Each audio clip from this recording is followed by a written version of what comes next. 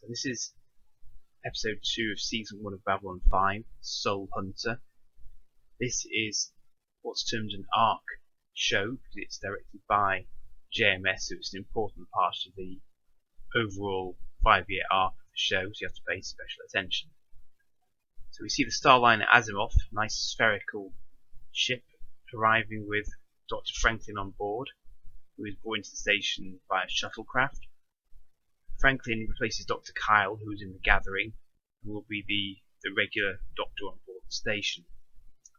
Whilst Ivanova and Sinclair are welcoming him, there's a report of a disturbance in the jump gate. It's an unscheduled ship that turns out to be completely out of control on a wild trajectory. It's rapidly established that it's actually on a collision course with the station. So normally, he would just get blown to hell by the station's defense grid.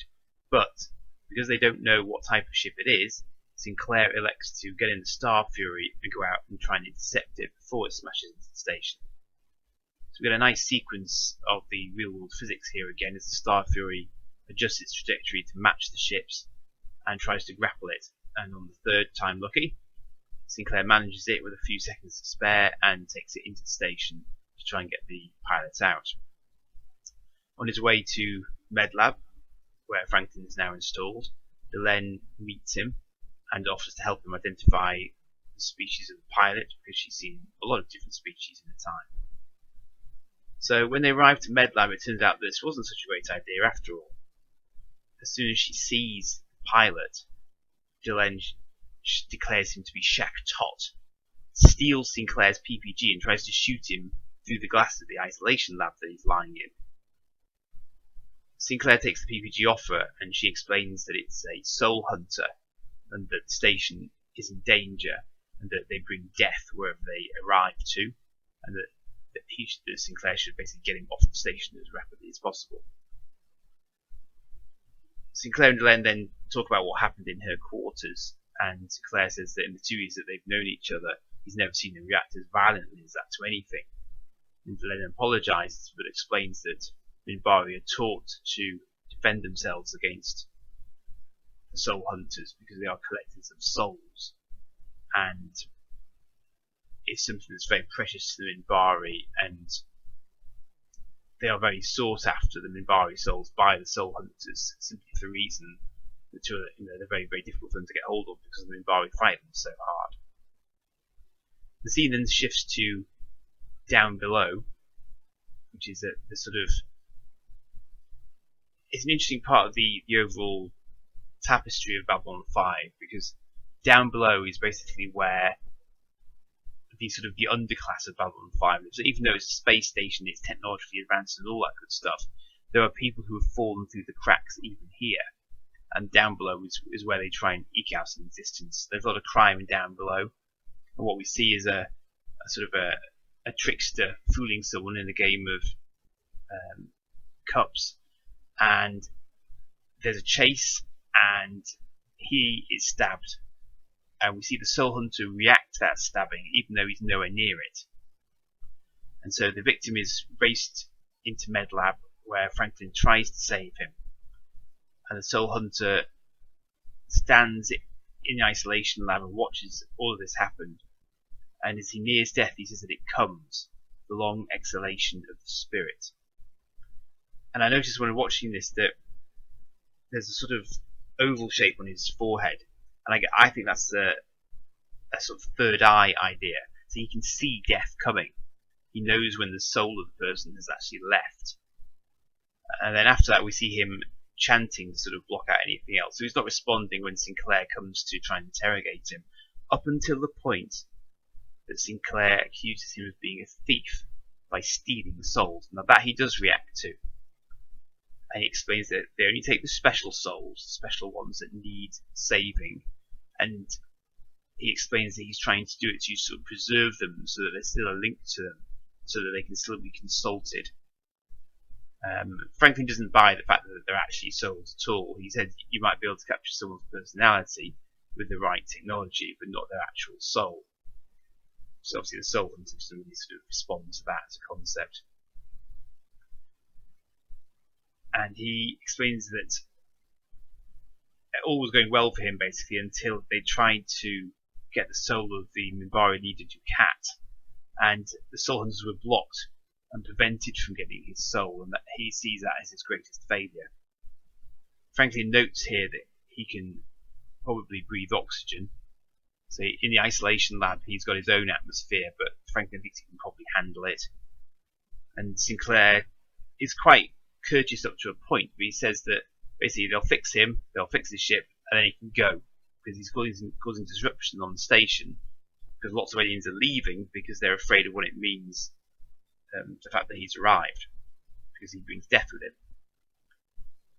So we then switch to C&C, where Ivanova and Franklin watch the stellar cremation of the victim of the stabbing. So that sort of subplot is still live.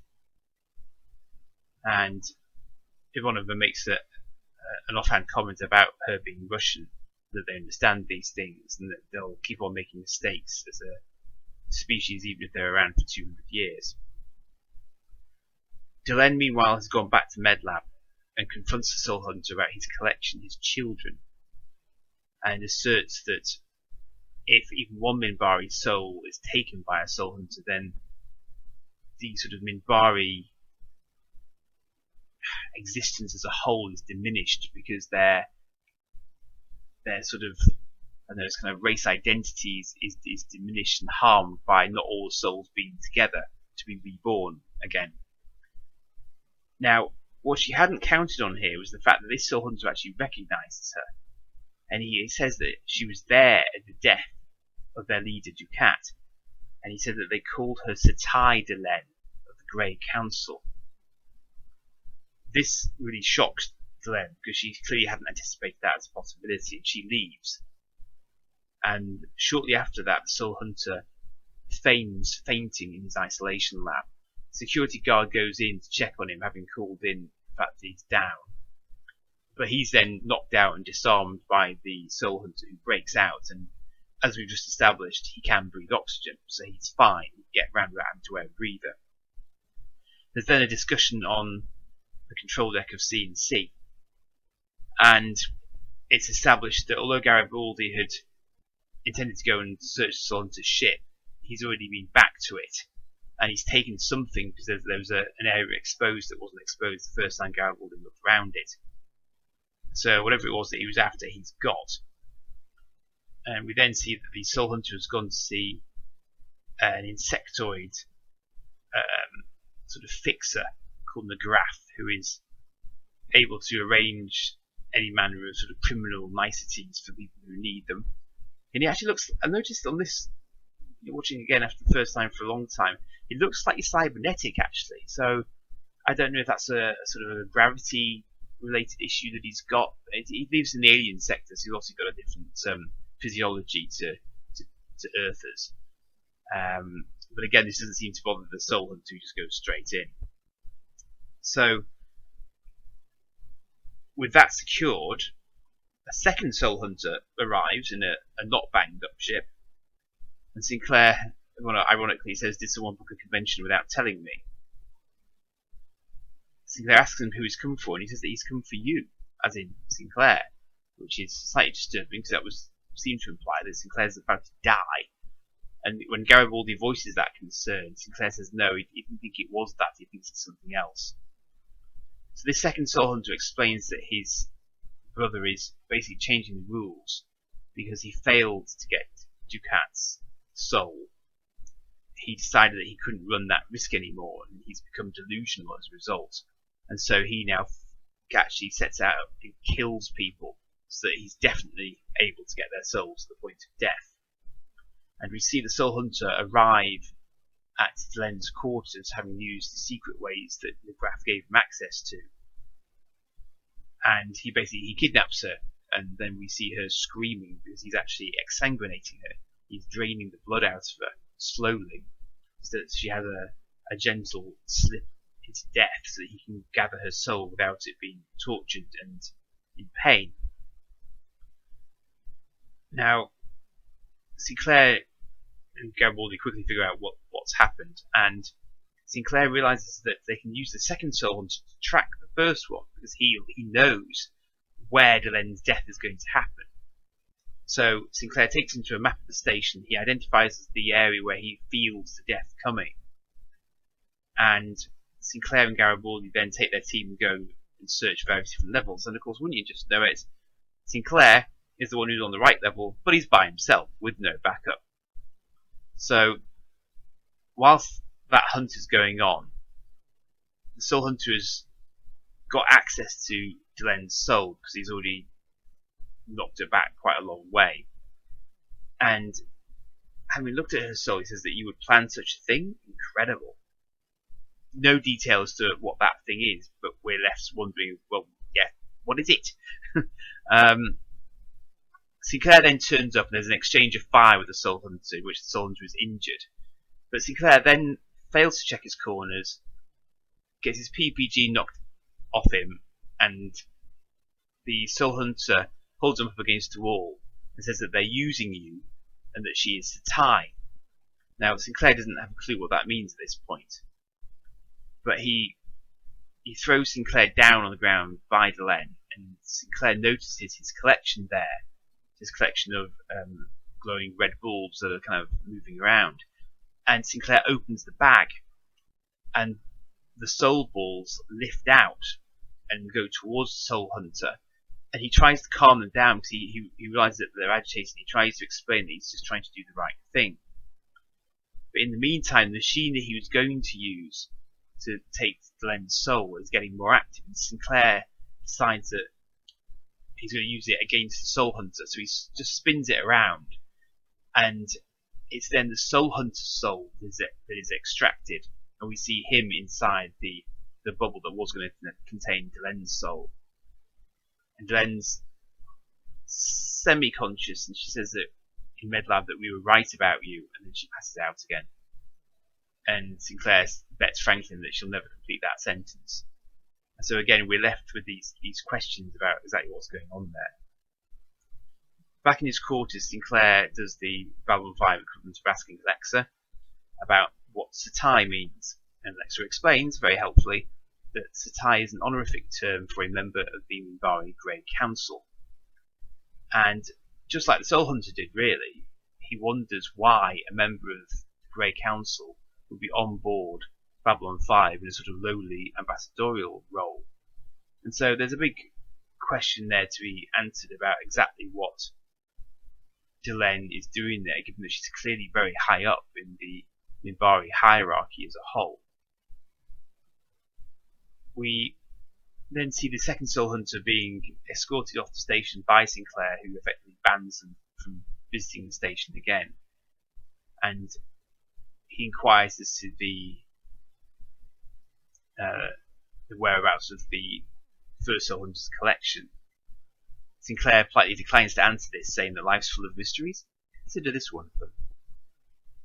And then the final scene is rather lovely, and also quite sad in some respects, because we see that Delen has the collection, and Delen is smashing it, but she's doing so in a very respectful, very calm, very gentle way, and we see the essence of the souls is sort of caressing her as they're freed, and they're not in the agitated state that they were before when they confronted the Soul Hunter. And we can see it's actually quite upsetting for Delen that she's having to do it, but she clearly feels, from the point of view of her own belief system, it's for the best, and that they can go and rejoin the souls of their own race, and that if there are any Minbari souls in there, then they will go back and form part of the overall sort of Minbari race identity, if you like, their sort of pool of souls. So it's an important episode. It establishes Franklin as the Doctor and starts to establish sort of his personality and how he's going to interact with everybody else on board. We establish that it's quite expensive to send people back home for burial, and so more often than not, if you die on Babylon 5, you're going to end up being thrown into the sun, which is, makes perfect sense. And Ivanova doesn't do it in an offhand way. She's quite respectful about it, which is an interesting aspect of her character. And we are left with these really big questions about what it is that the Soul Hunter saw in Delen's soul that she was planning to do, and why it is that she's on Babylon 5 in the first place, given that she really ought to be taking part in the Minbari hierarchy as a member of the Grey Council instead.